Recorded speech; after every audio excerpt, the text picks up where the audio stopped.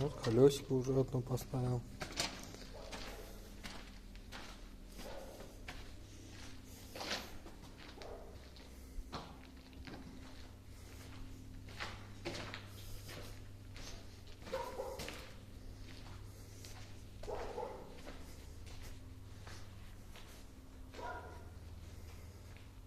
Сейчас вот это колесико буду снимать.